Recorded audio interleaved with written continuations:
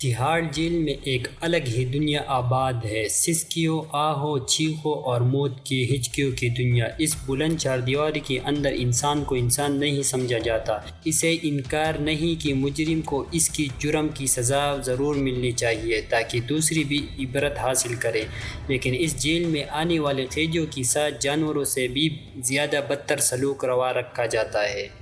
یہاں محافظ بھیڑے بن جاتے ہیں، خونی آشام بھیڑیے۔ جیل کی کسی نہ کسی حصے سے ہر وقت چیخوں اور کراہوں کی آوازیں سنائی دیتی رہتی ہیں۔ یہ ان قیدیوں کی آوازیں ہوتی ہیں جو بھیڑیا صرف محافظوں کا تخت مشق بنتے رہتے ہیں۔ تہاڑ جیل میں لائے جانے کے بعد بھی طارق اور سلیم سے پوچھ گچھ کا سلسلہ جاری رہا۔ مزید کہانی سننے سے پہلے اس ویڈیو کو لائک کریں، کلاسک ناول کو سبسکرائب کریں اور بیل آئیکن پر ضرور کلک کریں۔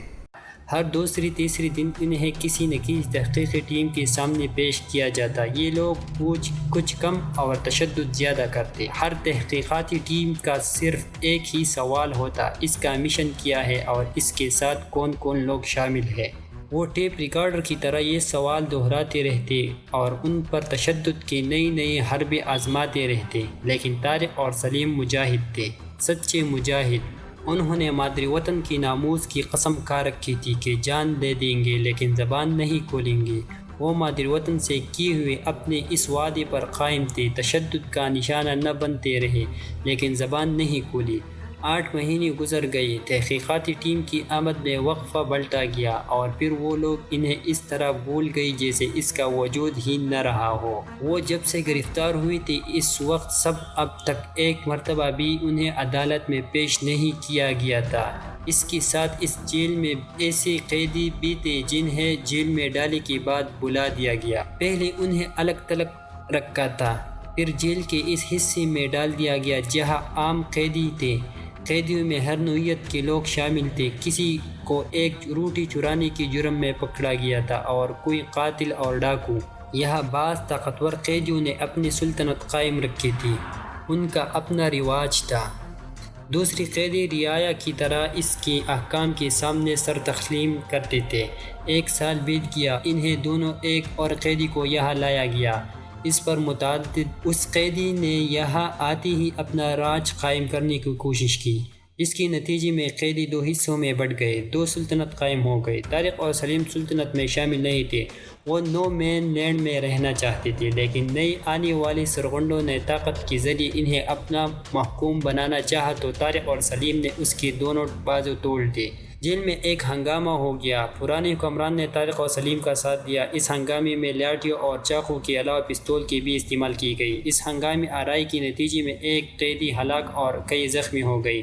تحقیقات سے جیل کا حکام اس نتیجے پر پہنچے کہ ہنگامے کے اصل ذمہ دار طارق اور سلیم تھے۔ سب سے پہلے انہوں نے ایک قیدی کی بازو توڑے تھے، ان دونوں کو ایک بار پھر خطرناک قیدیوں والے وارڈ میں منتقل کر دیا۔ جیل کی اس بلاک میں طارق اور سلیم کی ملاقات ایک ایسے شخص سے ہوئی جسے دنیا کا خطرناک ترین مجرم قرار دیا گیا تھا۔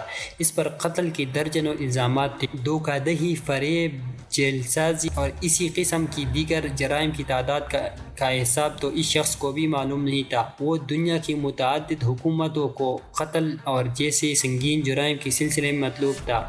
صرف تائی لینڈ میں اس پر درجنوں سے زائد افراد کے قتل کے مقدمات تھے اور وہ تائی لینڈ میں موسٹ وانٹڈ مجرم تھا۔ وہ چارلس سوبراج تھا۔ کوئی انسان پیدائشی مجرم نہیں ہوتا، اسے مجرم بنایا جاتا ہے۔ ایک انسان کی دوسری انسان کا گلا کاٹنے پر مجبور کیا جاتا ہے۔ چارلس سوبراج کی داستان خاصی دلچسپ تھی۔ اس کی ماں ویتنامی اور باپ ہندو تھا۔ چارلس سوبراج نے قتل اور لوٹ مار کی زیادہ وارداتیں تائی لینڈ میں کی تھی۔ حکومت کو سب سے زیادہ مطلوب آدمی تھا، لیکن وہ بڑی ہوشیاری سے بھارت پہنچا گیا۔ یہاں بھی اس کی وارداتوں کا سلسلہ جاری رہا۔ بھارت کے مختلف شہروں میں اس نے کئی وارداتیں کی۔ اس کی وارداتوں کا یہ سلسلہ آخر کار YMCA یوتھ ہاسٹل پر ختم ہو گیا اور آخر کار وہ پکڑا گیا اور تہاڑ جیل پہنچا دیا گیا۔ تہاڑ جیل میں قیدیوں کو عام طور پر ایسی خوراک دی جاتی جیسے جانور بھی منہ لگانا پسند نہ کرتے۔ لیکن چارلی سوبراج ہمیشہ بڑھیا کھانا کھاتا تھا، بڑھیا سگریٹ پیتا۔ 2-4 قیدی ہر وقت اس کی خدمت پر مامور رہتے، جیل کے محافظ بھی اس کے سامنے ہاتھ باندھ کر کھڑے ہوتے۔ چارلی سوبراج کو کچھ ایسی چیزیں بھی فراہم کی گئی تھی جنہیں عیاشی کے زمرے میں شامل کیا جا سکتا تھا۔ ان کی کوٹری میں ایک چھوٹا سا رنگین ٹیلی ویژن اور سی پی بھی موجود تھی، جس پر وہ بھارتی انگلش فلمیں دیکھا کرتا تھا۔ وہ اکثر اپنا کھانا خود پکاتا تھا۔ تیل کے چولہے کے علاوہ اس کے پاس چند برتن بھی موجود تھے۔ مرغی اس کا کھانے کا لازمی جز تھی۔ مرغی وہ خود روسٹ کرتا تھا۔ ایک روز بعض اعلیٰ حکام اچانک ہی جیل کے دورے پر آ گئے۔ چارلی سوبراج کی کوٹری میں یہ سب کچھ دیکھ کر حیران رہ گئے۔ اسی روز نہ صرف یہ کہ وہ تمام چیزیں اس کی کوٹری سے ہٹا دی گئی بلکہ اس کی جامع تلاشی بھی لی گئی۔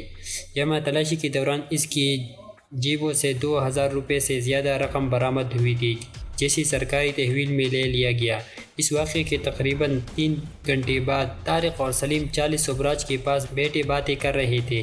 باتیں کرتے ہوئے چارلی سوبراج نے جیب سے کوئی چیز نکالی اور اسے کھیلنے لگا۔ طارق کے خیال میں وہ بچوں کے کھیلنے والے شیشے کے بٹن تھے، لیکن جب چارلی سوبراج نے اس کے سامنے مٹھی کھولی تو وہ دونوں حیران ہو کر رہ گئے۔ اس کی ہتھیلی پر ہیرے چمک رہے تھے۔ ہیروں کی تعداد 5 تھی اور تمام ہیرے مٹر کے دانوں سے بڑے تھے۔ 2-3 گھنٹے پہلے تو تمہاری تلاشی لی گئی تھی، یہ ہیرے تمہارے پاس کہاں سے آ گئے؟ طارق نے حیرت سے اس کی طرف دیکھا۔ انہوں نے تلاشی میرے لباس کی لی تھی، پیٹ کی نہیں، چارلی سوبراج نے جواب دیا۔ طارق اور سلیم حیرت سے اس کی طرف دیکھنے لگے۔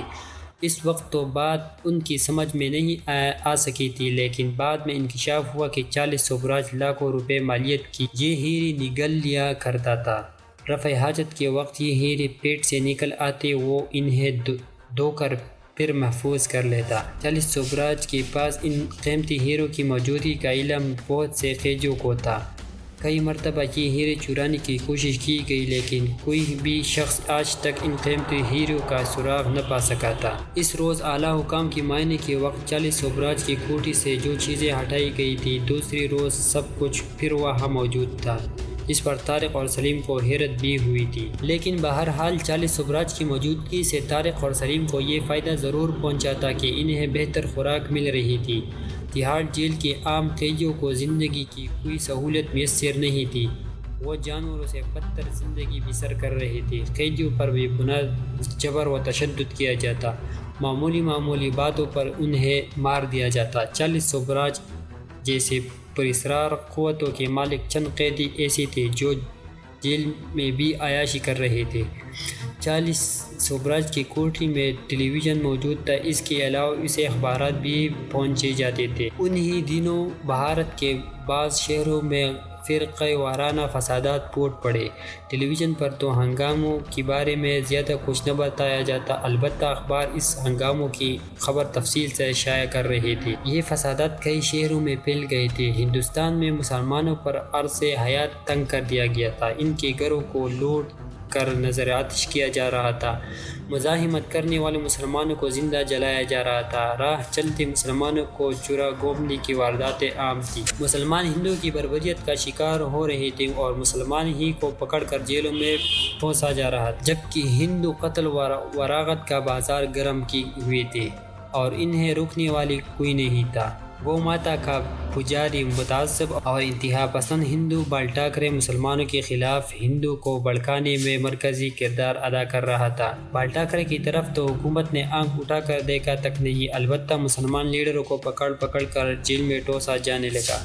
ایسی ہی ایک مسلمان لیڈر تو تہاڑ جیل کے اس حصے میں لایا گیا جہاں طارق اور سلیم وغیرہ چارلی سوبراج کی سزا بھگت رہے تھے۔ ظہور قادری بھارت حکومت کے رویے کے خلاف مسلمانوں کے احتجاجی جلوس کی قیادت کر رہا تھا۔ یہ جلوس دریائے گنج کے ایک جامع مسجد سے شروع ہوا تھا اور ہر شہر کے مختلف علاقوں سے ہوتا ہوا راشٹریہ بھون تک جانا چاہتا تھا۔ اس جلوس میں تقریباً 1500 مسلمان شامل تھے، جن میں نوجوان بھی اور بوڑھے بھی۔ بہت سے لوگوں نے ایسے پلے کارڈ اٹھا رکھے تھے جن پر احتجاجی نعرے درج تھے۔ جلوس بالکل پرسکون تھا، شرکاء کا ہنگامہ کرنے کا کوئی ارادہ نہیں تھا، سب لوگ غیر مسلح اور نہتے تھے۔ وہ لوگ جمعہ کی نماز پڑھ کر مسجد سے نکلے تھے اور راشٹریہ بھون تک پرامن احتجاج کرنا چاہتے تھے، لیکن یہ جلوس جیسی ہی فیروز آباد کی ایک چوک پر پہنچا، اچانک ہی ایک طرف سے بجرنگی بلی کا شور بلند ہوا اور ہزاروں مسلح ہندو دیہاتی مسلمانوں پر ٹوٹ پڑے۔ یہ بال ٹاکرے کے دہشت گرد انتہا پسندوں کی تنظیم شیو سینا کے غنڈے تھے۔ ان کی رہنمائی بال ٹاکرے کا ایک خاص چیلا کر رہا تھا۔